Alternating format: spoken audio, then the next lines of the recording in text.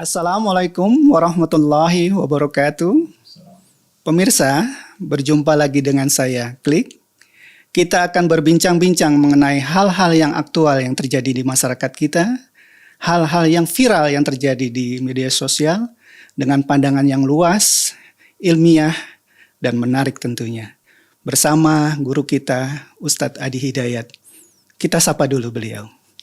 Assalamualaikum, Ustaz. Waalaikumsalam warahmatullahi wabarakatuh. Sehat, Ustaz? Alhamdulillah. Gimana kesibukan sekarang, Ustaz? Ya, seperti biasa. Seperti biasa ya, Ustaz? Ya, fa idza faragta fansab wa ila rabbika farghab wa qul i'malu fasayarallahu a'malakum. Kita hanya ditugaskan untuk menata aktivitas sehingga bernilai baik dalam pandangan Allah.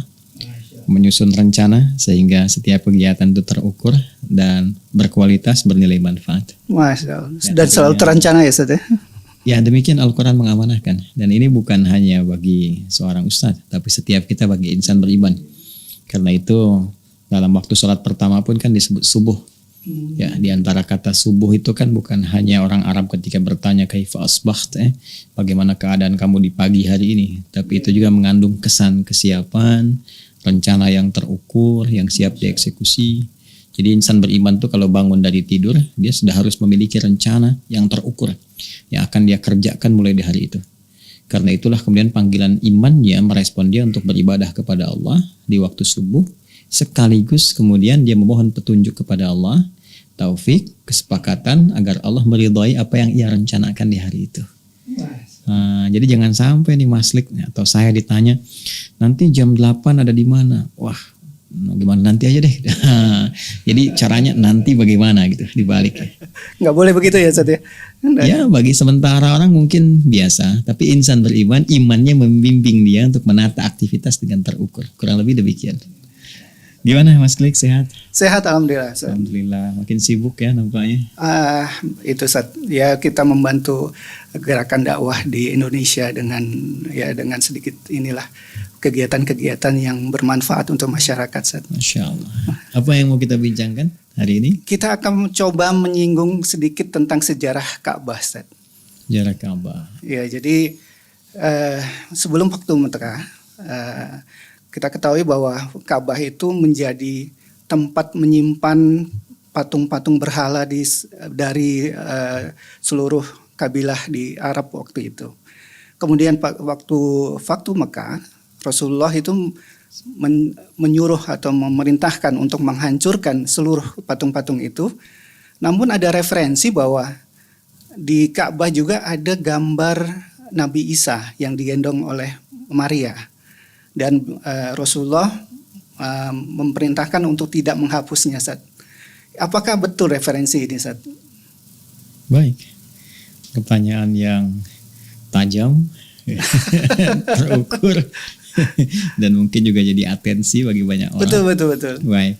Hanya barangkali begini, kita akan membahas dengan menjawab pertanyaan itu secara langsung dan merujuk pada referensi, atau kita ingin menampilkan satu wawasan yang luas dengan dasar keilmuan yang mengakar.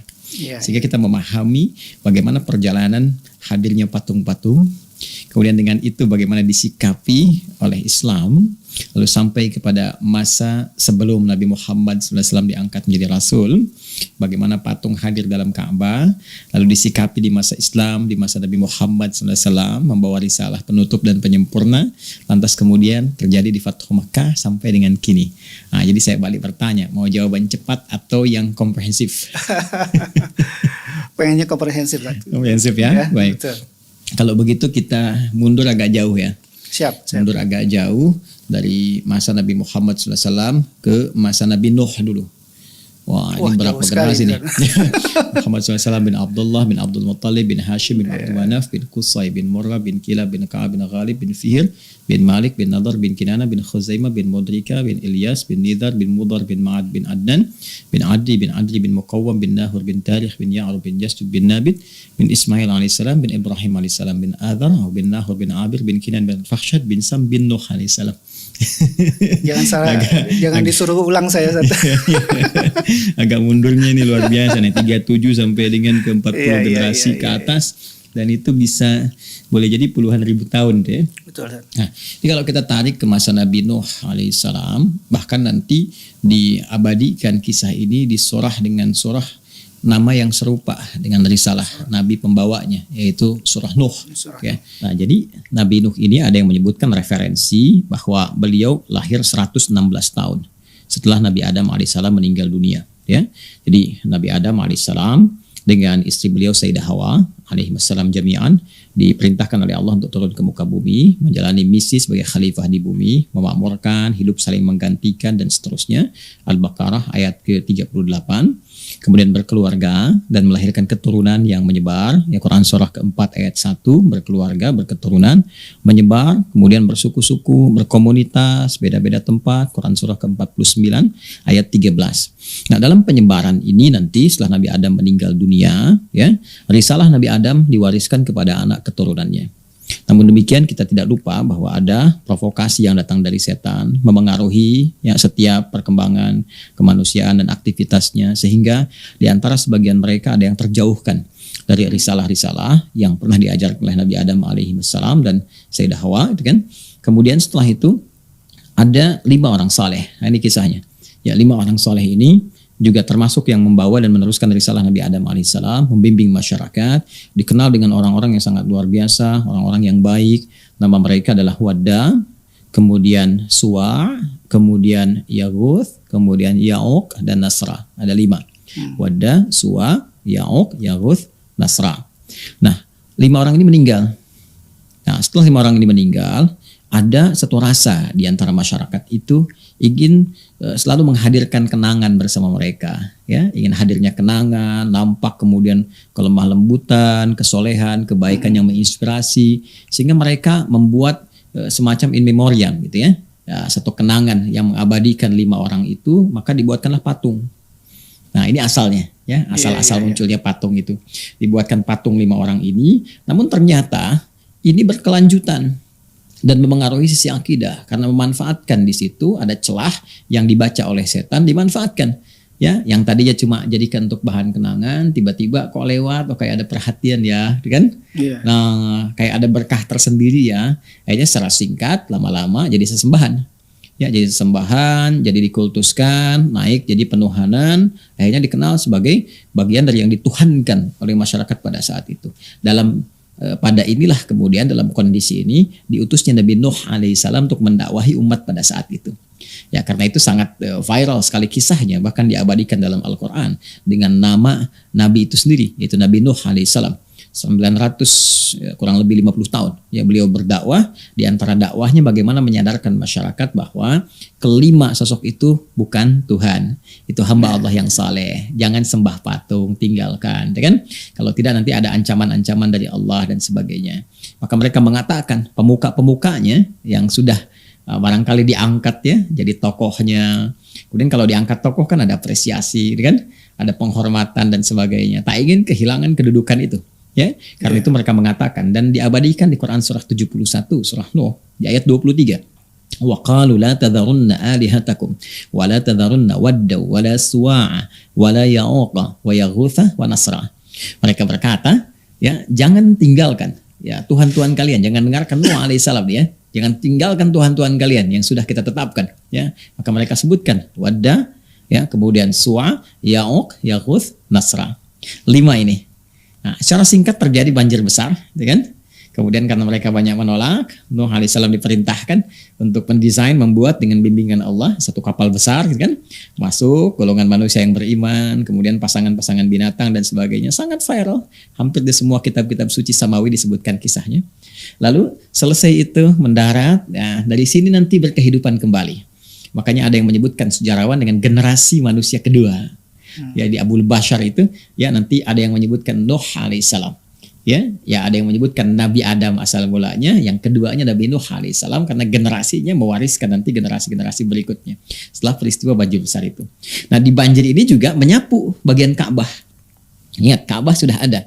Ya, saat Nabi Adam diturunkan Ka'bah sudah ada. Jadi bukan dibuat oleh Nabi Adam. Ingat ya, Ka'bah sudah ada saat Nabi Adam diturunkan. Jelas di Quran surah ketiga Ali Imran ayat 96. Inna awwala baiti wudi'a lin-nasi lalladzi bi Bakkah mubarakan. Sungguh rumah pertama yang dibangunkan untuk manusia. Bukan manusia yang bangun. Iya, dibangunkan yang ya. dibangunkan untuk manusia, bukan manusia Menarik yang ini. bangun. Jelas ya? Nanti bahasan berbeda ya. Iya. Tapi singkatnya rumah pertama yang dibangunkan untuk manusia, untuk menjadi kiblat bagi manusia ibadah. Lalladzi bi Bakkah mubarakah, yang di Mekah itu yang diberkahi, ya area sekitarnya. Jadi itu sudah ada ya sebagai pusat kiblat untuk menyembah, untuk beribadah kepada Allah Subhanahu wa taala, bukan menyembah Ka'bah. Jadi yang tidak mengerti ya, ada orang-orang belum beriman tidak mengerti mengatakan orang Islam menyembah Ka'bah, bukan. Yang kita sembah Allah. Jelas kan? Kiblatnya, kiblat mengarah ke situ supaya ada keterpaduan, ketersatuan, dan sebagai hikmah bagaimana orang Islam itu mesti bersatu di dalam satu arah. Fawalli wajhaka syatral masjidil haram. Ya, haitsu ma kuntum fawallu wujuhakum syatrah. Kemanapun kalian beraktivitas menghadap ke satu titik, ya, dan pada akhirnya fathamma wajhullah. Di situ Allah memerintahkan dan hakikatnya kita menghadap kepada Allah Subhanahu wa taala. Singkatnya di masa Nabi Nuh ini terjadi banjir besar, menyapu bagian atas Ka'bah juga, hilang generasi, tinggal generasi Nabi Nuh alaihissalam, terlepas dari perdebatan para sejarawan yang mengatakan sebagian area, mengatakan semua area, gitu kan. Tapi singkatnya, komunitas manusia yang pada saat itu ya tersisa dari kalangan generasi Nabi Nuh ini lalu menyebar berkehidupan lagi. Nah, persis seperti kisah Nabi Adam tadi. Ketika beliau meninggal, istrinya meninggal, alaihi wassalam, ya, Nabi Adam dan Sayyidah Hawa, alaihi wassalam, Nabi Nuh juga meninggal. Ini menyebar lagi kan? Iya. Nah, menyebar kemana. Nah, ada yang membawa risalah dakwah keislaman baik, ada yang seperti semula tadi. Ya. Jadi hidup lagi tuh kekufuran dan sebagainya. Ya. Nah, di antara yang paling populer itu di wilayah Mesopotamia, di wilayah Irak, ya sekarang Irak sekarang dekat Baghdad gitu. Ada yang disebut wilayah Ur namanya. Ya Ur, Mesopotamia, ya Baghdad kuno ya, peradaban kuno pada masa itu, tapi sudah maju. Ya, dengan rajanya yang sangat terkenal itu. Ya, raja yang terkenal sampai ada pernah dengar Namrud dan sebagainya itu. Namrud, ya kan? Nah, jadi yang menarik begini, yang menarik ternyata di situ juga kemudian tersebar penyembahan terhadap patung. Bahkan kreasinya sudah lebih kreatif ya. Jadi di patung itu punya 3 dewa utama ya, 3 kekuasaan utama. Ada patung besar dewa matahari, nah, asalnya dari sini nih. Dewa matahari, kemudian yang kedua itu rembulan, ketiga bintang gemintang, 3 itu ya. Nah, jadi itu yang dituhankan di masa Nabi Ibrahim alaihissalam. Jadi begitu sampai ke masa itu Allah mengutus Nabi Ibrahim alaihissalam, diangkat menjadi rasul kan, lalu secara rasional didialogkan, diajarkan kepada kaumnya, kok bisa menyembah patung-patung ini kan? Karena itu di surah Al-Anbiya kan ditegaskan oleh beliau, ma hadhihi tamathilul lati antum laha akifun. Apa sih keistimewaan patung-patung itu sehingga kalian begitu fokus menyembahnya gitu kan? Lalu kemudian kalian memberikan sesajen, meminta sesuatu yang bahkan dibikin oleh kalian sendiri gitu. Ya. Sampai-sampai beliau membuktikan kalau benar matahari itu Tuhan. Di surat Al-An'am kan jelas. Falamma janna alaihi lailu ra'a kaukaba, dari bintang ke bintang dulu. Begitu lihat bintang, oh ini yang dianggap Tuhan. Nah, tapi tiba-tiba tenggelam. Masa Tuhan tenggelam? Ya kan? Kemudian ketika melihat walamma ra'al qamara bazigha, ya qala hadza rabbi, apakah ini yang dimaksud Tuhanku ini, kata mereka, ya kan? Ya, itu lihat bintang tenggelam, lihat bulan tenggelam. Begitu lihat matahari, oh ini hadza akbar, ini lebih besar. Tapi ketika tenggelam juga, masa Tuhan tenggelam?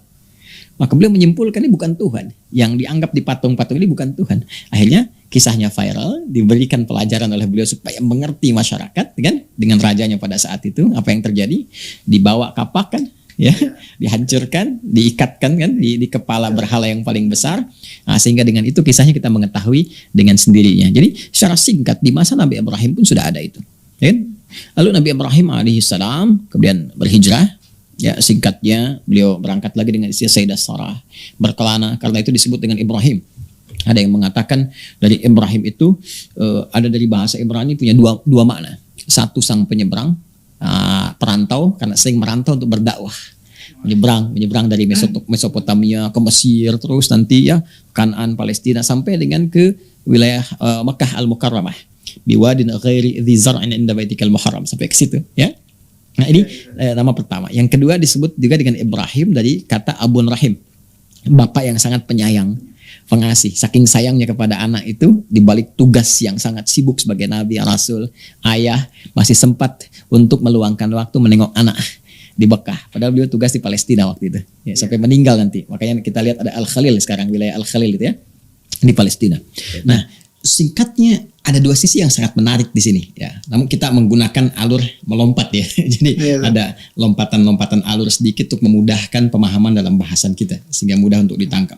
Nabi Ibrahim satu sisi kemudian ditugaskan oleh Allah dengan Nabi Ismail alaihissalam untuk meninggikan kembali pondasi Ka'bah yang tadi hancur terkena banjir bah di masa Nabi Nuh alaihissalam ya. Ditinggikan kembali, itu pondasinya masih ada. Ya, dalam bahasa Arab pondasi itu kalau satu disebut qaidah, kalau banyak disebut qawaid. Keduanya diminta meninggikan kembali. Bahasa Arabnya yarfa namanya. Maka diabadikan di Quran surah kedua Al-Baqarah ayat 127. Wa idh yarfa'u Ibrahimul qawaida minal baiti wa Ismail. Kan? Rabbana taqabbal minna innaka antas samiul alim. Keduanya kemudian meninggikan kembali bangunan Ka'bah ya. Di situ kemudian dikenal ada napak tilas jejaknya. Maqam Ibrahimnya ada, Hijr Ismailnya ada, ya, dan keduanya kemudian saling bersinergi membangun dengan izin Allah Subhanahu wa taala. Jadi, nah, sisi lain di tempat yang ditinggalkan Nabi Ibrahim di kota asal tadi, wilayah Mesopotamia, kerajaan Babilonia dengan rajanya Namrud tadi, yang megah, yang menganggap dirinya besar dan sebagainya. Ya itu kan kalau kita flashback sedikit mengusir Nabi Ibrahim setelah sebelumnya mengancam, bahkan ingin mengeksekusi, membakar beliau, kan dikumpulkan di kota besar yang sekarang menurut para sejarawan itu bergeser sedikit ke arah Turki. Ya, saya pernah berkunjung itu ke daerah itu ya.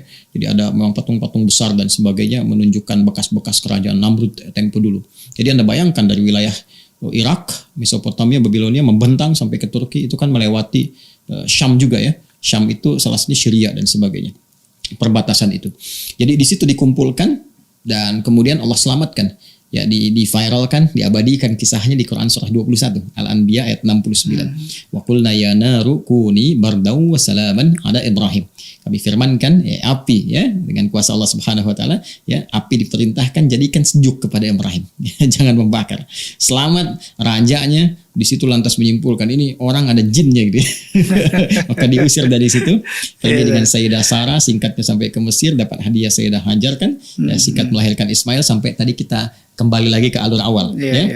Jadi saya ingin katakan Namrud dengan suasana itu dia kembali ya menghadirkan lagi suasana seakan kayak kehebatannya macam-macamnya, mempopulerkan lagi Tuhan-Tuhan patung dan seterusnya, sampai nanti kisah paling singkatnya adalah menantang Nabi Ibrahim sampai Allah kemudian wafatkan yang bersangkutan hanya dengan seekor nyamuk saja gitu. itu kan viral kisahnya. Nah, di sisi lain artinya saya ingin sampaikan bahwa ini sudah menyebar nih dari wilayah Mesopotamia terus ke Syria gitu kan, sampai ke sebagian dekat Turki dan sebagainya ya, di wilayah itu. Nah, di wilayah yang berbeda Nabi Ibrahim, Nabi Ismail tepatnya di area Makkah Al-Mukarramah meninggikan bangunan Ka'bah lantas berdoa kepada Allah di situ. Ya, doanya diabadikan, di antara doanya memohon kepada Allah agar nanti ada rasul yang terakhir, yang penutup, yang menyempurnakan semua risalah para nabi, yang termulia, maka lahirnya pun dekat Ka'bah yang mulia ini. Di keduanya bermohon, karena ini rasul penutup yang paling mulia, yang paling istimewa, maka lahirnya pun harus di tempat yang termulia, ya kan? Dekat tempat mulia, dekat Ka'bah. Dan tiada lain kecuali Nabi Muhammad SAW. Ya kan? Nabi Ismail di situ beliau tinggal berketurunan, bahkan di antara doa keduanya kan Rabbana wab'ats fihim rasulan minhum yatlu 'alaihim ayatika wa yu'allimuhumul kitaba wal hikmah wa yuzakkihim innaka antal azizul hakim. Kan? Ya Allah, mohon nanti hadirkan, lahirkan seorang rasul dari kalangan masyarakat yang berkehidupan dekat Ka'bah ini. Itu Nabi Muhammad. Ya, jadi sepeninggal Nabi Ibrahim kan nanti wafatnya kemudian dikuburkan di Al-Khalil itu di Palestina sekarang. Nah, kemudian Nabi Ismail wafatnya di mana? Dekat Ka'bah. Ya, dan menurunkan keturunan itulah yang kelak melahirkan Nabi Muhammad sallallahu alaihi wasallam. Yang tadi saya sebutkan nasabnya. Ya, kurang lebih sampai 29 generasi ke Nabi Ismail. Walaupun terdapat beberapa perbedaan di antara sejarawan setelah Adnan, kan? Namun semua sepakat bahwa Nabi Muhammad keturunan dari generasi Nabi Ismail. Saya ingin katakan bahwa dari generasi Nabi Ismail ini kan dakwahnya tauhid, menuhankan Allah, kan? Di area Ka'bah itu loh, di Mekah itu. Jadi semua terjaga keturunan Nabi Ismail ini. Ya, menuhankan Allah, ya, menyampaikan risalah terus sampai ke masa-masa berikutnya, sampai kehidupan kenabian Muhammad sallallahu alaihi wasallam. Di titik ini pun ada dua kondisi yang sangat menarik, Waslik ini ya. Ini semuanya menarik nih pembahasan. Jadi dua sisi yang sangat menarik. Sisi yang pertama, keturunan Nabi Ibrahim dari Ishak ya, dari Ishak. Jadi dari istri beliau Sayyidah Sarah melahirkan Ishak, ya kan? Nah, ini yang tadi belum saya ulas ya. Nah, ini kan melahirkan nanti Nabi Yakub. Dari Nabi Yakub, Nabi Yusuf, berkelanjutan terus kan sampai nanti ketemu Nabi Musa alaihissalam, sampai ketemu nanti Nabi Daud, Nabi Sulaiman, ya. Nah, saya akan garis bawahi highlight di masa era Nabi Sulaiman alaihissalam itu beliau sempat memperbaiki ya citra bagaimana persepsi orang-orang yang menjadikan patung itu sebagai sesembahan. Itu dirubah oleh Nabi Sulaiman. Nabi Ya Sulaiman, citranya, iya. ya citranya dirubah oleh beliau, ya diluruskan, ya nggak boleh ini patung jadikan sesembahan. Itu di beberapa tempat itu oleh beliau kemudian direka ulang, ya pola pikir pada saat itu orang-orangnya, bahkan beliau perintahkan jin-jin untuk bikin tempat-tempat yang di tempat itu sebagai deklarasi atau proklamasi peperangan dengan setan, menghambat ya setan itu untuk menggoda gitu kan. Jadi sesuatu yang menghambat, mencegah, benteng itu disebut mihrab namanya. Mihrab, zamannya maharib. Jadi mihrab itu kan tempat ibadah, sedangkan ibadah yang nggak disukai oleh setan. Jadi beliau memproklamirkan dengan dibuatnya benteng ini, di benteng kita dari setan nih. Dengan ibadah kita meningkat, setan nggak mampu untuk menggoda kita, walaupun menggoda lemah dia, ya kan? Nah, kemudian dibuat juga ya patung-patung dalam bentuk apa? Ya, dalam bentuknya seperti pohon-pohon, gedung-gedung tinggi, hiasan-hiasan megah dan sebagainya. Itu diabadikan di Al-Qur'an. Surah 34 Saba. Ya, surah Saba ayat ke-13. Ayat ke-13. Ketika Nabi Sulaiman menghiasi istananya sekitarnya dengan mahariba wa tamathila. Ya kan? Ya, tamasil di situ harus didetilkan ya, nggak boleh disimpulkan patung-patung berdiri sendiri, tidak. Yang dimaksud patung begitu ada pepohonan, kan? Ada bangunan-bangunan biasa yang menunjukkan yang tidak bernyawa, kan? Ataupun juga penampilan yang berbeda dengan yang kita pahami saat ini.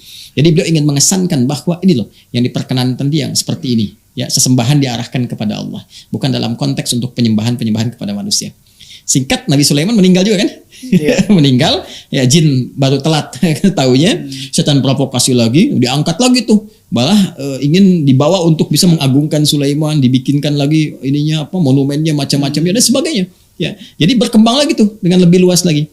Jadi satu titik di era itu sampai berketurunan kembali, nanti diluruskan lagi ya sampai nanti ke Nabi Isa alaihissalam. Ya, risalah Nabi Isa alaihissalam 600 tahun sebelum kelahiran Nabi Muhammad sallallahu alaihi wasallam. Itu kan di wilayah Palestina juga.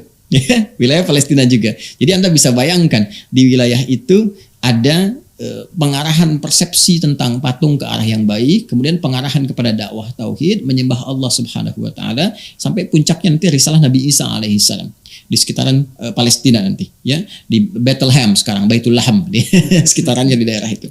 Nah, di titik ini 600 tahun, sementara di Mekah situasi berbeda, sisi yang lain. Nah, dua sisi.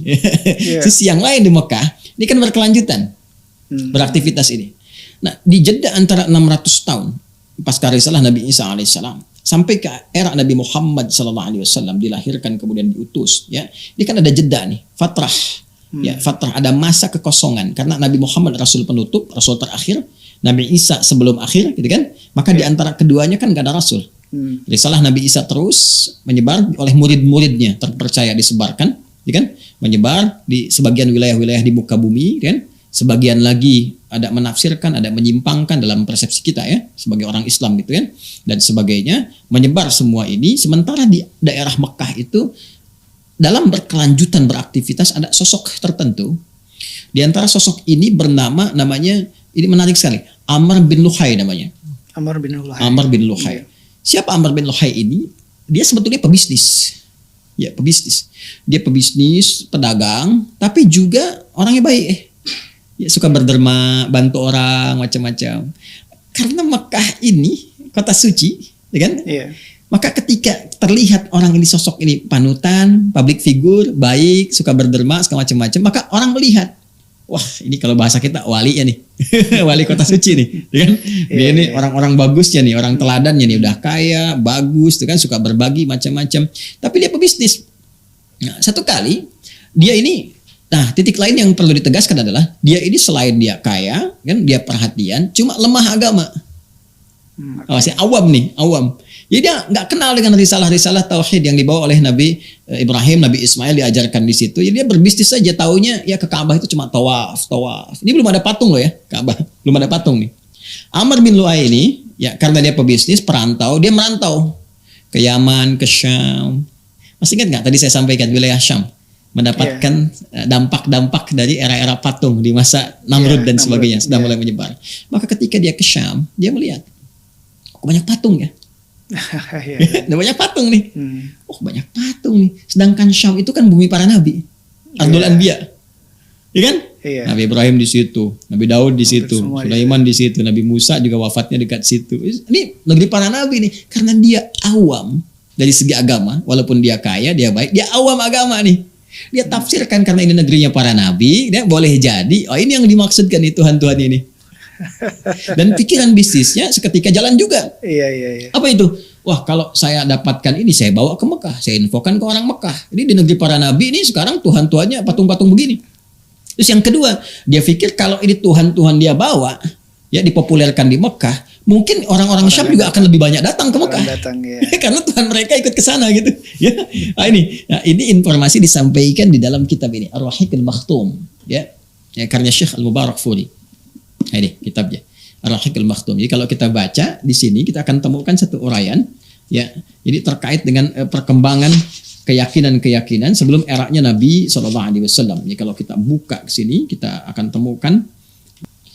Jadi kalau Mas Klik dapatkan kitab ini, buku ini, ya Ar-Rahiqul Makhtum karya Syekh Mubarakfuri, halaman 35. Ada? Ini ada Diyanatul Arab judulnya. Diyanatul Arab, ya keyakinan-keyakinan, agama-agama, kan? Kepercayaan-kepercayaan di kalangan Arab sebelum masa kenabian. Jadi pra-kenabian. Ini disebutkan sih lengkap sekali. Ya, bahkan yang tadi saya terangkan tuh, cukup lama saya terangkan di era Nabi Nuh, macam-macam disebutkan. Jelas semuanya nih.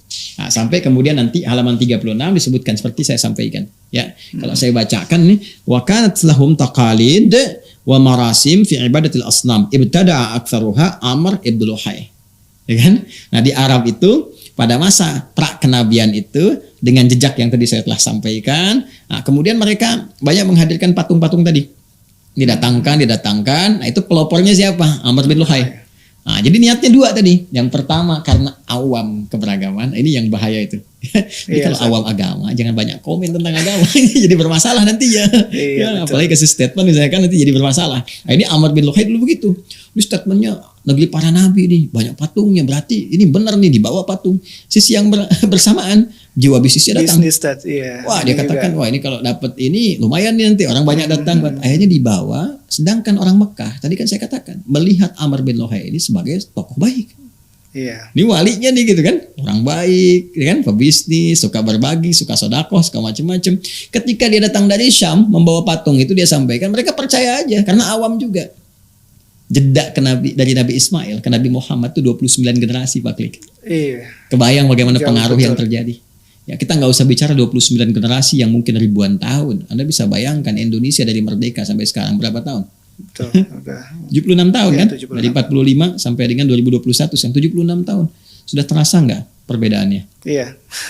Saya tanya nih, berapa banyak anak milenial sekarang yang mengerti tentang Pancasila? Padahal masa-masa kita kan masih ada penataran ini tahu macam-macam. Dan sekarang generasi sekarang ngerti nggak? Paham nggak tentang undang-undang, tentang pembukaan undang-undang dasar macam-macam? Itu baru berapa puluh tahun? Betul. Sekarang ribuan tahun, provokasi setan udah banyak.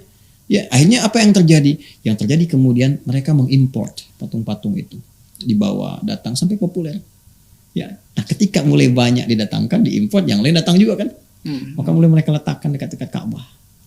Ya, maka setiap daerah tuh punya patungnya sendiri, ikonnya. Ya, nanti ada misalnya Manat, ya Uzza, Lata dan sebagainya. Oh ini daerah ini punya patungnya sendiri, Jadi setiap kabilah, lucunya itu setiap kabilah diletakkan patung di Ka'bah. Ya, tanda semua kekuasaan, tanda Tuhannya masing-masing. Dan nanti di Mekah pun nanti yang tertingginya Hubal namanya. Hubal. Dikumpulkan oleh mereka, dikoleksikan, termasuk dimasukkan ke dalam area Ka'bah. Ini asal mulanya Ka'bah berisi patung. Awalnya nggak ada. Ya, jadi ini asal mulanya Ka'bah berisi patung, udah ada di dalamnya, ada Hubal, ada Manat, ada Lata, ada Uzza, ada macam-macam. Nah, sampai kemudian kurang lebih masa menjelang kelahiran Nabi Muhammad SAW. Periode ini kurang lebih 150 tahun sebelum kelahiran Nabi Muhammad SAW. Jadi lengkaplah sudah. Patungnya sudah masuk, dukunnya mulai ada, disebut kahin, tukang sihirnya juga ada, mulai sejak itu tuh. Ada tukang sihir disebut sahir, ada dukun disebut kahin. Bahkan nanti patung Nabi Ibrahim alaihissalam ya dibuat tuh, ada tuh. Patung dibikin. Jadi mereka beli-beli ke Syam itu. Jadi begitu ke Syam datang kan, itu Nabi Ibrahim kan wafat di Palestina. Apa dibikinkan patung, kan kebiasaan mereka begitu. Iya. Bikinkan, dibuat itu. Termasuk patungnya Nabi Isa alaihissalam dan ibundanya Sayyidah Maryam itu ditemukan di Al-Bukhari. Ditemukan di Al-Bukhari. Jadi kalau kita buka Sahih Al-Bukhari, ini saya ada Sahih Al-Bukhari ini. Ya, ini Sahih Al-Bukhari. Ya, jadi kita nanti akan lihat bagian tertentu di Sahih Al-Bukhari ini yang menghadirkan bagaimana diinformasikan kepada kita di Fathu Mekah. Cuma saya nggak mau lompat dulu. Nanti begitu kita masuk, nanti saya tunjukkan. Sebelum tunjukkan. Mekah dulu. Nah, jadi yang menarik begini. Yang menarik, begitu sampai kemudian periode tadi, kurang lebih 150 tahun sebelum kelahiran Nabi Muhammad SAW, itu sudah kacau. Ya, kacau dalam konteks keimanan, keyakinan. Udah mulai tukang sihir, dukun tadi ya, mengundi, tatayur pakai burung, pakai macam-macam, sudah pakai mantra. Kemudian para penyair berkompetisi, yang paling bagus nanti dituliskan karyanya di dinding Ka'bah. Yang kelak nanti masa Islam diganti di kain kiswah. Iya. Nah, ini yang dimasukkan ke dalamnya Tuhan-Tuhan dari luar macam-macam, terus orang-orang soleh yang dulu itu dibikinin patung, diambil juga, dimasukin patung Nabi Ibrahim, dimasukin patungnya Bunda Maria, Sayyidah Maryam, patungnya Nabi Isa alaihissalam, ya kan? Kemudian juga macam-macam lah, gitu. Ada yang malaikat digambar oleh mereka, dibikinin patung, dikaryakan, dicitrakan oleh mereka, pohon-pohon macam-macam dimasukin ke Ka'bah semua tuh. Nah, sampai ini berlangsung sampai dengan kelahiran Nabi Muhammad SAW. Ya, kelahiran Nabi Muhammad SAW, kita lewatilah periode Raja Abraha mau nyerang pakai gajah itu ya, itu kan relevansinya sedikit lah ya. Kita lewati usia Nabi 35 tahun, agak cepat. Ya, setelah menikah dengan Sayyidah Khadijah, rumah tangga 10 tahun, Nabi menikah usia 25 tahun, rumah tangga 10 tahun, 35 tahun. Nah, terjadi sesuatu kepada Ka'bah. Ya, ada yang mengatakan sebagian ada bencana kebakaran, mengatakan yang lain sudah mulai rapuh. Ya, kan dibangunnya itu dalam bentuk begini. Jadi kayak persegi 4 begitu, tapi belum ada atap di atasnya. Belum ada atap ya, ingat loh, belum ada atap, baru terbuka seperti ini saja dengan gambarannya. Nah, usia Nabi 35 tahun, mereka mulai berpikir, wah ini kayaknya udah mulai rapuh gitu. Udah rapuh, ya belum lagi ada musibah, tadi bencana, ada yang menyebutkan kebakaran, ada yang lainnya gitu kan. Nah, itu udah mulai retak, udah mulai sebagian ini ya, nggak kokoh gitu. Apa yang terjadi saat yang bersamaan, ada kapal Romawi, Karam, daerah Jeddah. Nah, qadarullah itu didesainnya pakai kayu-kayu. Ini nyata kisahnya. Ya, nyata kisahnya. Kemudian ketika dalam suasana itu mereka dapati, datanglah orang-orang Arab Quraisy pada saat itu, sepakat mereka kumpul. Rapat lah para inohong gitu. Tokoh-tokohnya rapat, gimana kalau kita renovasi Ka'bah. Nah, mereka putuskan untuk renovasi secara cepat dan singkat saja, diminta dari bagian kayu-kayu di kapal itu dan diminta di arsitek ini ya untuk menata seperti apa itu bisa direnovasi dengan tujuan untuk menata supaya lebih bagus. Nah, dalam proses renovasi ini itu dikeluarkan dulu Mas Klik ya, segala yang ada di dalam Ka'bah itu termasuk patung-patung tadi ya, yang disebut dengan berhala ya, yang hubal, yang macam-macam gitu ya, dikeluarin semua. Unik juga nih ya. Kemudian setelah itu selesai, singkatnya jadi, sudah bagus lagi gitu kan. Nah, dimasukkan kembali tuh patung-patung itu. Nah, cuma mereka berselisih ya pada satu titik saja, yaitu tentang Hajar al-Aswad ya, batu hitam itu Al-Hajar al-Aswad yang bagian pokok ya, dari pokok di bangunan Ka'bah itu. Maka di antara mereka berselisih, kabilah-kabilah itu siapa yang paling pantas meletakkan itu kembali ke tempatnya. Ya, kalau meletakkan patung nggak ada selisih tuh. Siapa aja silakan. Ini unik juga nih. Siapa yang letakin hubal, siapa aja deh masukin. Tapi begitu pada satu titik yaitu Al-Hajar al-Aswad ya, batu hitam itu yang bagian dari pokok ya, dari bangunan Ka'bah itu. Nah, itu mereka berselisih karena semua pada pengen ya, ingin menampakkan ya taruhlah wibawa gitu kan, pengaruh macam-macam. Lalu secara singkat tetua di antara mereka, tetuanya, sesepuhnya itu mengusulkan, udah gini aja deh, siapa yang masuk duluan ke Masjidil Haram ini ya, di area Ka'bah itu, Masjidil Haram kita kenal kan sekarang ya. Ya, kalau sekarang sudah lebih luas ya, dulu kan terbatas. Siapa yang masuk duluan lewat pintu ini, dia yang akan meletakkannya. Ya kan? Maka ketika mereka semua sepakat, ya udah sepakat kan? Dilihat, dicek, ternyata Nabi Muhammad lah.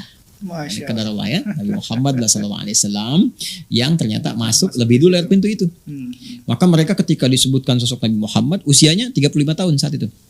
Ya, artinya 5 tahun sebelum diangkat menjadi nabi kan? Jadi rasul. Jadi 35 tahun, 10 tahun sudah berumah tangga dengan Sayyidah Khadijah ya. Maka apa yang terjadi? Yang terjadi adalah mereka melihat, sepakat semua tuh. Karena waktu Nabi Muhammad ditunjuk SAW itu kan pribadi yang diakui sosoknya sebagai Al-Amin, orang jujur, terpercaya, bahkan banyak di antara mereka nitipkan hartanya ke Nabi Muhammad. Ya. Nah, jadi sebelum beliau muslih mengajak orang berbuat baik, itu masih soleh. Jadi ada soleh, ada muslih. Soleh kan terus-terusan terbawa ya sampai dari mulai kelahiran baik tumbuh kembang sampai kembali kepada Allah, itu soleh.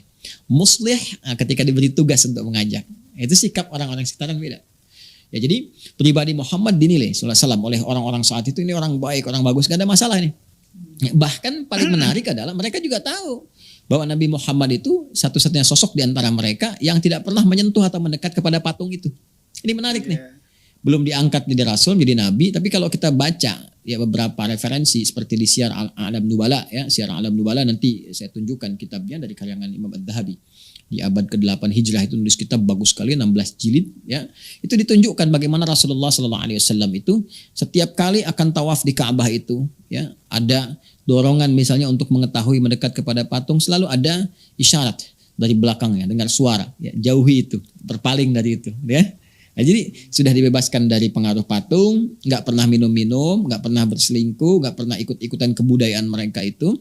Maka semua sepakat, oh Muhammad saja, SAW. Nah, maka Nabi Muhammad dibimbing oleh Allah dengan bijak. Ya, bagaimana caranya? Dikeluarkan bagian kainnya, kan? Nah, di kain itu semua dari tokoh-tokoh suruh pegang bagian ujungnya, Hajar Aswad disimpan di tengahnya, semua bawa. Jadi win-win solution, semua dapat tuh. Wah, senang semua. Nah, begitu dekat beliaulah dengan tangan mulianya meletakkan di tempatnya. Maka selesai renovasi Ka'bah. Nah, cuma menyisakan juga di situ. Ya, satu persoalan penting jadi pembahasan kita. Apa itu? Kan tadi saya katakan patungnya dimasukin lagi. Yeah. Patung dimasukin lagi ya, kemudian ada yang tambahin dengan gambar-gambar, mulai dilukis-lukis tuh. Ya, gambar. Makanya redaksi nanti banyak-banyak di informasi yang sampai ke kita, baik di hadis-hadis terutama, itu ada redaksi menggunakan suar, bentuk jama dari kata suara. Sedangkan suara itu ada dua makna. Ya, bisa timtal, jamaknya tamathil, berarti patung-patung. Bisa surah dalam artian lukisan. Ya, lukisan gambar-gambar itu ya, dan sebagainya. Jadi di situ udah dipenuhi tuh. Ya, ada gambar-gambar, ada patung-patung, terutama patung-patung tuh. Ya, patung ini, patung itu, macam-macam. Termasuk di antaranya ya, ada patung yang saya sebutkan, patung malaikat, ya, gambar pohon-pohon. Ya, bisa bayangkan. Terus lukisan-lukisan tentang malaikat, terus digambar di situ ya tadi siapa aja lah, Nabi Ibrahim, Nabi Ismail, pokoknya yang dari Syam, dari mana yang bisa mendatangkan banyak orang, Tuhannya ya diimport ke sini semua nih. Tuhannya diimport ke sini semua. Semua bisa datang, dimasukin ke Ka'bah. Jadi semua suruh putar-putar tuh.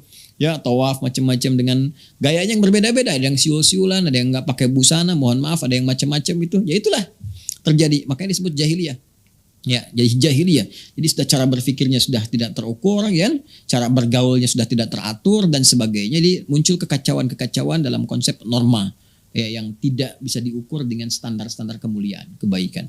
Maka dalam suasana itu kemudian Nabi diutus secara singkat, berhasil diperbaiki oleh Rasulullah SAW ya, dalam fase hijrah ke Al-Madinah Al-Munawwarah, Yathrib kelak jadi Al-Madinah Al-Munawwarah, balik lagi.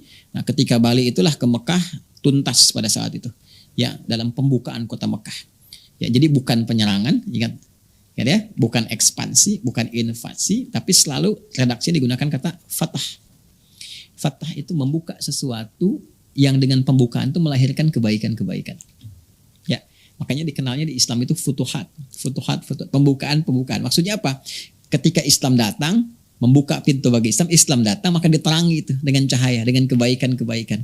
Silahkan Anda cek ya, Islam kemanapun datang, nggak pernah menghadirkan persoalan itu. Ya, dalam konteks persoalan yang menyusahkan orang nggak ada. Islam ke Eropa, bantu Eropa punya peradaban 7 abad. Islam di timur di Baghdad bangun peradaban, cahayanya luar biasa, keilmuannya, kemajuannya, peradaban masyarakatnya dan sebagainya. Bahkan mereka bangga mengenakan pakaian-pakaian yang kemudian disupport oleh nilai keislaman. Bangga pada saat itu. Lihat di Eropa bagaimana ratu-ratu dulu mengenakan jilbab. Ya, mengenakan kerudung setidaknya gitu kan. Pakaian-pakaian yang bagus, terus orang-orangnya yang laki-laki pakai jubah dan sebagainya. Ya, ini bukan ke Arab-Araban, bukan, tapi menunjukkan konteks bagaimana yang maju itu mengaruhi dari budaya dan sebagainya. Kan itu tesisnya Ibnu Khaldun seperti itu.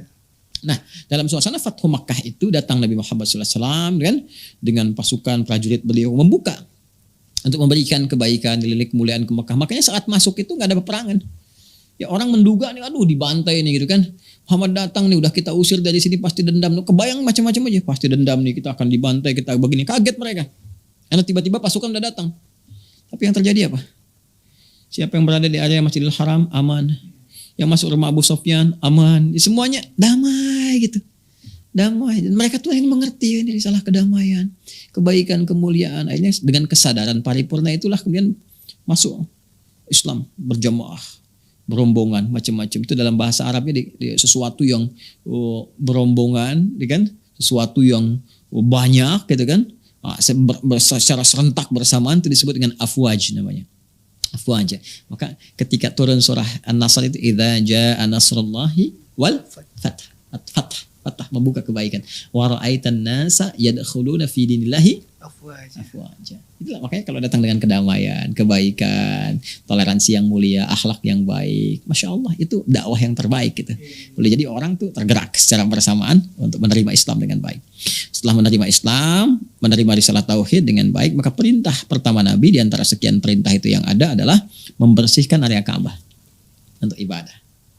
Dalam membersihkan itulah Nabi sendiri sudah tahu banyak patung-patung dalamnya apa juga kan, karena Nabi sudah diutus diberikan risalah, kemuliaan, kebaikan dan sebagainya, maka nggak berkenan kan ada patung-patung di dalamnya. Itu bagian dari kemusyrikan, ya kan? Maka apa yang terjadi? Nabi perintahkan pada para sahabat, diperintahkan ya bersihkan dulu semuanya.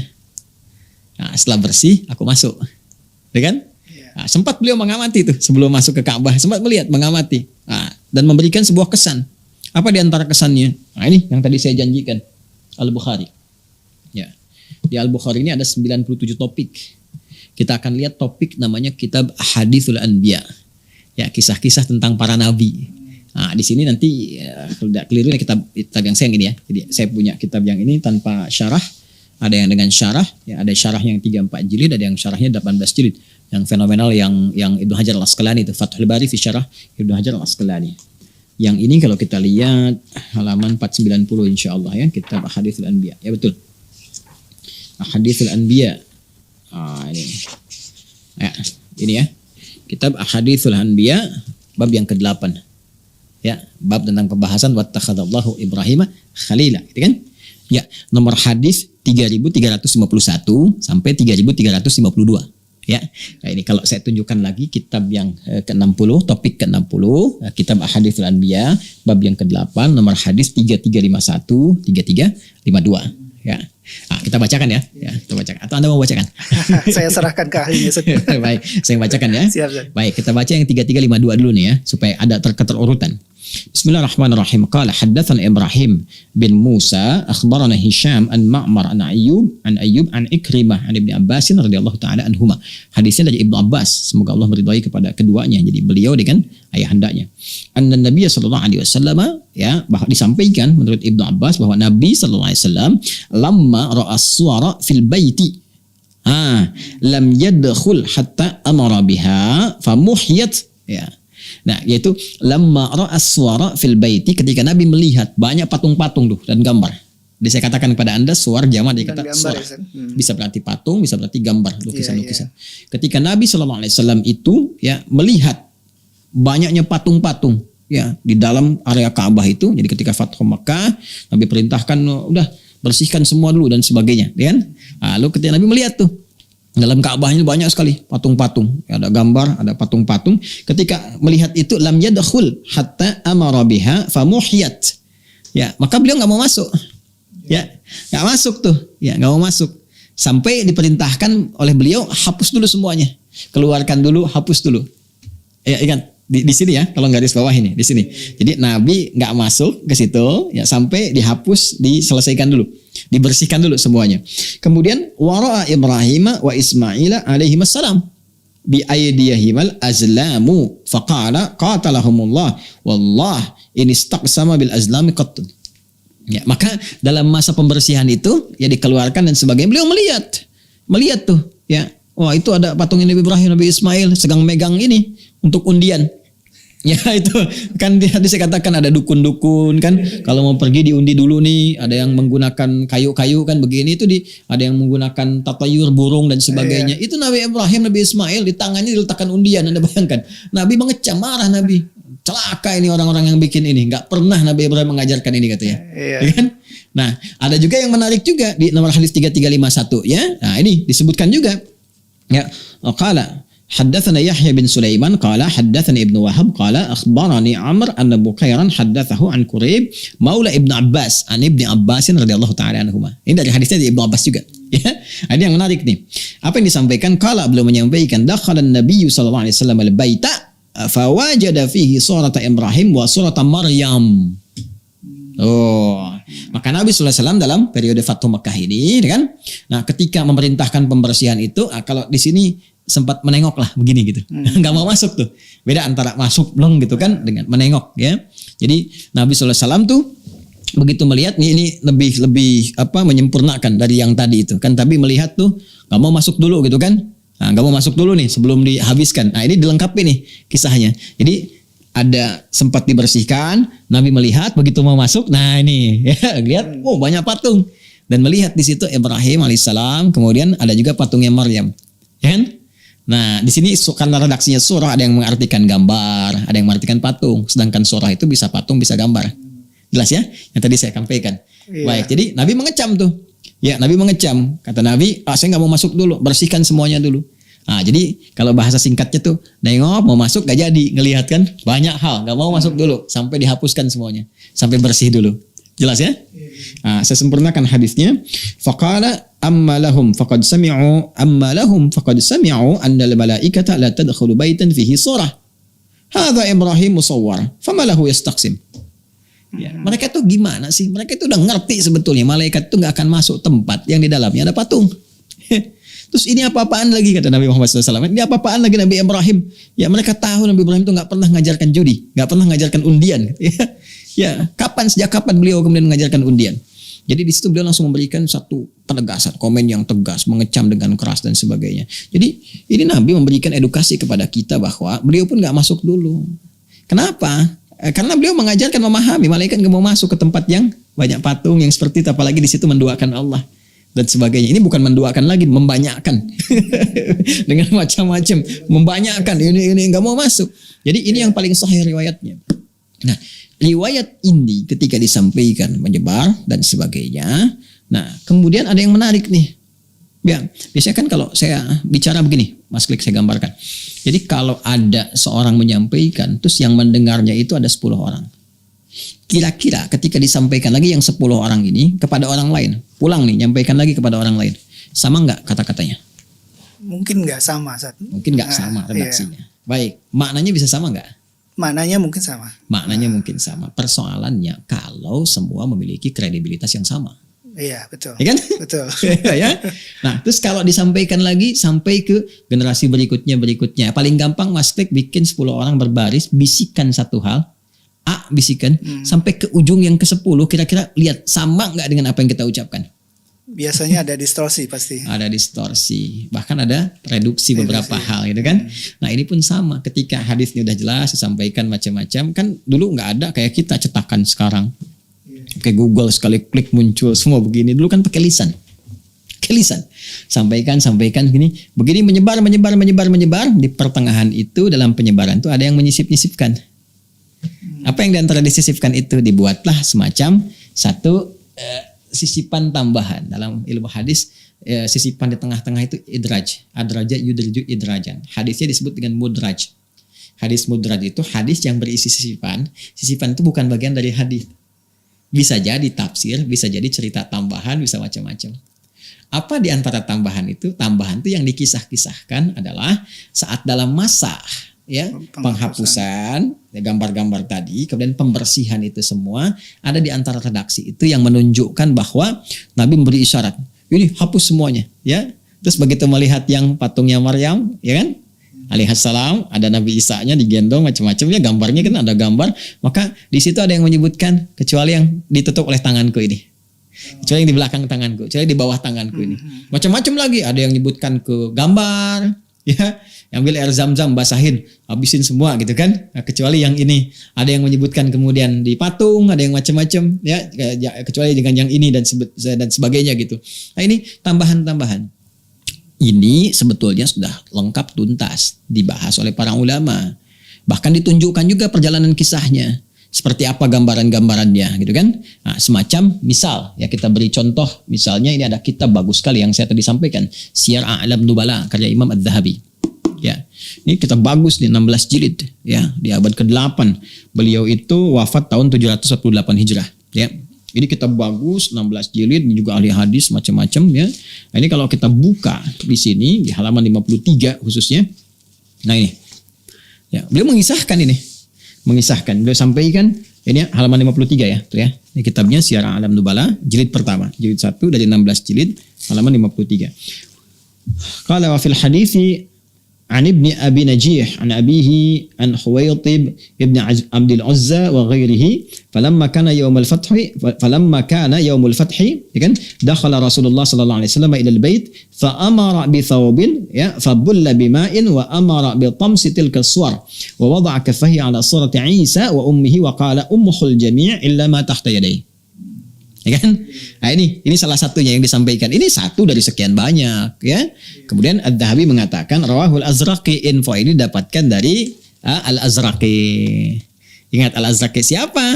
Al-Azraqi ini diantaranya. Beliau diantaranya seorang sejarawan, ya kan? Ya, penulis kitab populer namanya Akhbaru Makkah. Ya, seorang perawi juga, penyampaikan riwayat-riwayat. Ya, semua riwayat disampaikan. Namanya kalau kita sejarawan menyampaikan informasi gitu kan. Beliau juga menyampaikan riwayat-riwayat di abad kedua Hijrah ya, kurang lebih ini sampai abad ketiga Hijrah, yang menyampaikan informasi macam-macam. Kemudian di antara informasi itu menyampaikan riwayat yang tadi ya, dalam masa pembersihan area dalam Ka'bah, penghapusan itu gambar-gambarnya, disampaikan bahwa ada beberapa bahkan dari tabi'in yang menyampaikan informasi ya, bahwa di antara mereka menyampaikan generasi sebelumnya ada yang pernah melihat di masa Ibnu Zubair bahwa pernah ada itu gambar-gambar itu, gitu kan. Sedangkan yang menyampaikan ini orang-orang thiqah ya, di kalangan era tabi'in, kok bisa gitu kan, masih kelihatan, masih ada dan sebagainya. Jadi mana yang benar nih? Satu sisi riwayat ini bermasalah, dan udah banyak ulama membahas tuntas tentang riwayat-riwayat bermasalah ini. Ya, bahkan ada 4 hadis di kitab Akhbar Makkah ini, belum kita hadirkan kitabnya. Jadi kalau kita lihat di Akhbar Makkah itu ada 4 riwayat, dan 4 riwayat itu udah tuntas. Tuntas apa? Tuntas diteliti oleh para ulama. Kita itu punya tradisi yang sangat indah, ya, ketat sekali. Tradisi ini tentang bagaimana menyeleksi semua informasi yang sampai kepada kita. Saking ketatnya standar dalam Islam itu. Benar nggak dari Nabi? Benar nggak dari Nabi? Diteliti semua 4 riwayatnya. Ternyata ketemu. Oh, ini ada Muslim bin Khalad bin Zanji ini. Ini orangnya bermasalah. Ini orangnya nggak pernah ada. Ini yang nggak pernah diketahui. Ini yang luput. Ini yang hilang. Ini yang pendusta, ini yang lemah, ini yang macam-macam. Jadi ternyata 4 riwayat itu semuanya dhaif semua. Dhaifnya yang nggak bisa digunakan sebagai hujah, ya, nggak bisa dipakai dalil gitu. Jadi hadis yang menerangkan tentang hapus semuanya kecuali yang di bawah tangan saya ini, gitu kan? Nah, di masa Nabi itu lemah. Karena itu sisipan, diduga sisipan, dimasukkan ke dalam hadis yang sahih tadi. Yang Nabi perintahkan nggak mau masuk dulu sebelum semua bersih. Tapi saya pernah dengar ada referensi bahwa tabi'in masih sempat lihat ada gambar di Ka'bah. Ada informasi menyampaikan dari Imam Atta, gitu kan, dan beberapa kolega bahwa mereka pernah melihat sepintas ya di masanya Ibnu Zubair, ya kan. Nah, sedangkan kita tahu mana masanya Ibnu Zubair ketika beliau juga hadir berkehidupan ya sepeninggal Nabi Sallallahu Alaihi Wasallam, itu sudah melewati jauh fasenya Fathu Makkah. Lantas pertanyaannya, gimana kalau masih sempat melihat ada gambar beberapa yang lain, tuh kan. Nah, ini satu sisi hadis-hadis tadi dihukumi dhaif, ya bahkan gak bisa digunakan sebagai hujah. Sisi lain masih ada terlihat gambar-gambar yang dimaksudkan. Itu udah dijawab tuntas oleh Imam Ahmad. Iya, Imam Ahmad bin Hanbal. Udah selesai masalahnya. Apa jawaban beliau? Sampai ngarang kitab namanya Al-Ilal fi Ma'rifatir Rijal. Anda kalau ini nggak sempat karena Anda baru nanya, kita nggak sempat menghadirkan kitabnya.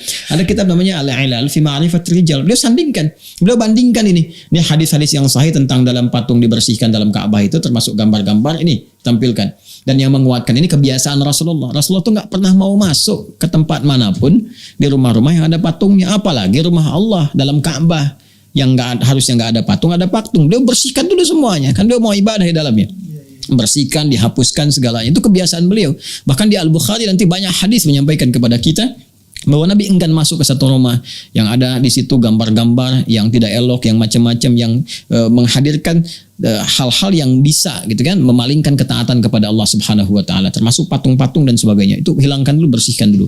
Nah, sedangkan di sisi lain hadis-hadis dhaif tadi yang mudraj yang tadi disampaikan ya, secara faktual ada Imam Atta yang memang thiqah, kredibel, terpercaya. Katanya pernah sekilas melihat, kata Imam Ahmad bin Hanbal, dipadukan dua hal ini. Ini hadis yang sahihnya jelas diperintahkan dihapus. Ini hadis yang dhaif yang nggak bisa dipakai hujah, katanya yang nutupin macam-macam ini. Ketika beliau telusuri, diteliti oleh beliau, memang diperintahkan oleh Nabi dihapus. Cuman pada masa itu nggak sempurna hilang semua karena menghapusnya kan pakai air biasa begini. Hapus dulu deh, kan kata Nabi hapus dulu semua tuh, kosongkan yang patung-patung, kosongkan semua gini, hancurkan semua, gambar-gambar dihapus. Hapusnya pakai apa?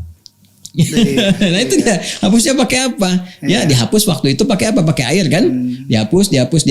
Kata Imam Ahmad bin Hanbal dalam kitabnya Al-Ilal fi Ma'rifatir Rijal, itu menyisakan bekas-bekas. Boleh jadi yang dilihat oleh Atta itu bukan gambar utuh yang kemudian tampak di era Nabi, Fathu Makkah dihapuskan, bukan. Yang terlihat boleh jadi bekas-bekas itu. Ya kan? Makanya riwayatnya pun nggak jelas ketika sampai, disebutkan cuma melihat gitu kan. Yang dilihat tuh apa? Nggak pernah sampai. Itu pun jadi perdebatan lagi. Maka Imam Ahmad menelusuri, dilihat oleh Imam Ahmad, oh yang diduga dilihat oleh Imam Atta ini bukan gambar-gambar yang nyata seperti di era Fathu Makkah. Yang dimaksudkan adalah boleh jadi bekas-bekas itu masih tampak. Ya. Yang sekarang kalau Anda masuk ke area Ka'bah kan sudah bisa terpublikasikan banyak gambar, di YouTube juga bisa dilihat, tuh kan? Kan sekarang Anda bisa lihat tuh di area Ka'bah, selain atasnya nanti ada, Masya Allah ya, sudah ada atapnya, berapa 3 tiang, kemudian ada di situ ada ayat-ayat ya, selain yang di luar kan di dalam juga ada tuh. Nah, kemudian ada semacam grafiti, siapa yang merenovasi dan macam-macam. Pernah itu nggak ada berapa? Ada 8 kan? Ya 1, 2, 3, 4 kalau kita hitung gitu. Kita juga bisa menduga boleh jadi itu tuh juga menutup ya bekas-bekas yang terdahulu, dirapikan lagi macam-macam lagi. Sedangkan Ka'bah kan sudah mengalami renovasi juga. Ya beberapa masa waktu dihantam Manjanik di eranya Khalifah Yazid itu kan yang menghancurkan Ibnu Zubair lewat panglimanya itu Hajjaj bin Yusuf Ats-Tsaqafi, kan itu hancur juga kena Manjanik, kotapel besar itu kan direnov lagi. Ya kan direnov lagi. Jadi kalau kita mau masuk sudah nggak ada. Jadi isunya sebetulnya sudah nggak faktual sekarang ini. Jadi isu-isu begini ini sudah selesai sebetulnya. Ya sudah tuntas, sudah beres, dan ulama sudah menjawab semua. Isu tentang hadisnya dijawab, ini hadisnya dhaif. Dhaifnya sangat lemah, saking lemahnya nggak bisa dipakai sebagai hujah. Yang benar yang ini, Nabi punya karakter nggak pernah mau masuk ke dalam ruangan satu rumah apapun, apalagi rumah Allah yang ada patungnya. Ini hadis-hadisnya sahih. Dan karakteristik Nabi itu begini, di rumahnya begini dengan Sayyidah Aisyah terutama, di tempat ini begini, selesai. Kemudian Fathu Makkah diperintahkan sahabat untuk menghancurkan semua patung-patung, menghapus gambar-gambar. Ya kan? Adapun bagaimana kualitas hapusan itu, apakah masih ada ataukah ada jejaknya, tapaknya sedikit dan sebagainya, nggak ada informasi spesifik. Yang penting Nabi meminta, keluarkan semua, hapus semuanya, baru Nabi masuk kan? Beraktivitas di dalamnya. Lalu kalau ada informasi mengatakan bahwa Imam Atta pernah melihat atau yang lainnya itu kan, itu kan juga nggak sampai kepada kita jelas informasinya. Apakah yang dilihat itu kemudian benar-benar utuh? Tapi Imam Ahmad jenius melakukan penelusuran, ditemukan oleh beliau itu bekas-bekasnya, jejak-jejak yang sebetulnya sudah dihapus masa lalu, cuman mungkin masih kelihatan ada bekas-bekas dan sebagainya. Dan disempurnakan tuntas sekarang clear, bening, bersih, bagus, nggak ada gambar dan sebagainya. Jadi singkatnya adalah hadis yang disampaikan oleh sementara orang sampai kini bahwa dalam Fathu Makkah diperintahkan dihapuskan termasuk gambar-gambar ya, tapi tidak untuk yang gambar Bunda Maryam dengan Yesus yang ditutup seperti ini, gitu kan, oleh Nabi SAW di dalam riwayat itu disampaikan demikian. Itu riwayatnya riwayat yang tidak tepat, tidak benar, masuknya mudraj, disisipkan ke dalam riwayat yang benar. Riwayat yang benarnya cukup sampai patungnya Nabi Ibrahim, gambarnya, bahkan nanti ada gambar malaikat, gambar pohon, gambar macam-macam, gitu kan. Nah, kemudian termasuk juga gambar Nabi Isa dengan ibundanya Sayyidah Maryam alaihi wassalam. Nah, kemudian itu semua sudah dibersihkan keseluruhannya untuk memberikan kesucian, kesan suci kepada Ka'bah al-Musyarrafah, Ka'bah yang mulia. Kan kita balik nanya, kenapa yang Nabi Isa ditutup begini, yang Nabi Ibrahim enggak? Ya, terus kenapa yang malaikat dibiarkan dihapus? Kan kita bisa nanya begitu juga. Ya, yang alasan paling rasional adalah alasan disampaikan oleh Imam Ahmad. Kemungkinan tuh begitu dihapuskan semua tuh masih ada bekas-bekas sebagian tuh kan yang belum sempurna keseluruhannya, atau bahkan juga ini diperdebatkan riwayatnya. Kalau ada yang sahih kenapa ngambil yang lemah sih? Iya, yang lemah tuh kadang-kadang memunculkan kontroversi saat mungkin gitu ya. Ya kontroversi kan tujuannya macam-macam gitu. Ya, tapi saya sih begini, isu ini kan sebetulnya udah dijawab, udah tuntas. Ya, barangkali juga dengan kita ada perbincangan semacam ini, ada khazanah yang diinginkan oleh Allah untuk terbuka, untuk diketahui, untuk luas. Tapi kalau sudah paham, apalagi kita orang Islam, orang beriman dan tahu kaidah. Apa kaidahnya? Islam itu selektif. Dasar ilmunya kuat sekali. Maka dalam Islam itu saking selektifnya, nggak boleh terima informasi sembarangan. Quran surah 17 misalnya kan, ayat 36, wala taqfu ma laysa laka bihi ilm, innas sam'a wal basara wal fuada kullu ulaika kana anhu mas'ula. Jangan ikuti segala hal yang tidak ada dasar ilmunya. Bahkan ilmu pun dirumuskan dengan ketat. Ini yang boleh diterima, ini yang nggak boleh, ini yang lemah, ini yang diabaikan, ini yang bisa kuat dan sebagainya. Dan alhamdulillah kita punya tradisi itu di Islam. Sehingga semua informasi yang sampai ke kita itu qualified, terkualifikasikan dengan baik, kualitasnya terjaga, bahkan bisa dipertanggungjawabkan. Tingkat tertingginya Al-Quran, keduanya hadis pun ada seleksinya, bahkan ada tingkatannya. Tunjukkan pada saya di mana Anda mendapatkan informasi yang transmisinya tersambung sampai ke penutur awal dengan selektivitas yang sangat ketat, kecuali di Islam. Ya, jadi kalau kita disimpulkan sekali lagi, cukup selesai, gitu kan? Maka tidak ada gambar, tidak ada patung-patung dalam Ka'bah, selesai semua dibersihkan, Fathu Makkah, tuntas. Kalaupun Anda masuk sekarang ke Ka'bah pun atau ingin melihat, sudah tidak ada, semuanya sudah utuh, sedia kala. Dan apa sih untungnya memperdebatkan yang seperti ini?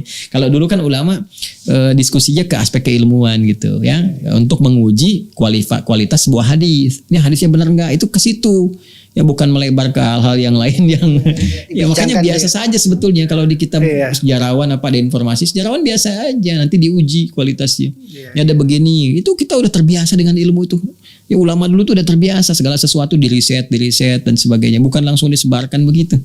Ya apalagi di kalangan awam yang bicara yang ilmu hadis pun kadang-kadang kan nggak mengetahui dengan maksimal. Ilmu riwayah, ilmu dirayah macam-macam. Ya aku lihat alhamdulillah Allah berikan kepada kita kesempatan untuk berdiskusi, menambah wawasan. Kita tahu sejarah patung akhirnya dari masa Nabi Nuh sampai masa Nabi Muhammad SAW. Dan sejarah Ka'bah dan sejarah selalu berulang kan. Nabi Muhammad udah selesai kan, dituntaskan maksudnya di era beliau, risalahnya terus sampai ke kita. Tapi kan ketika meninggal Nabi Muhammad, ya kan muncul lagi tuh macam-macam. Dan itu tugas kita untuk mendakwahi. Dan saya dapat masukan nanti baru ilmu baru bahwa Ka'bah itu dibuat sebelum Adam diturunkan. Itu sudah ada sebelumnya. Itu juga itu jadi redaksi referensi. Qurannya clear. Ya, inna awwala baiti wudi'a lin-nasi lalladzi bi Bakkah mubarakah. Sungguh rumah pertama yang dibangunkan untuk manusia. Masya Allah. Jadi kangen Sat sama itu Sat, kita sudah gara-gara pandemi ini kita susah untuk berkunjung ke sana. Kita nggak bisa pandemi juga karena semua kan nggak mungkin terjadi kalau Allah nggak tetapkan. Selalu ada hikmah. Kita berdoa mohon pada Allah, mungkin saatnya sekarang kita mengambil aura tanah suci untuk diterapkan kepada hati kita yang suci, berbentuk amalan yang baik di kehidupan kita saat ini berdasar di mana tempat kita tinggal. Ini kesempatan memakmurkan masjid-masjid kita. Kesempatan banyak berdoa, kemudian menjalin persatuan di antara umat Islam, keharmonisan dalam kehidupan berbangsa, bernegara, dan berumah tangga. Itu yang penting juga. Terima kasih Ustaz bincang-bincang kita. Banyak sekali masukan ilmu yang kita terima saat ini. Terima kasih Ustaz. Pemirsa, demikian bincang-bincang kita dengan guru kita Ustadz Adi Hidayat. Semoga menjadi tambahan wawasan ilmu kita dan mendekatkan kita pada Allah Subhanahu wa taala. Saya Klik. Assalamualaikum warahmatullahi wabarakatuh.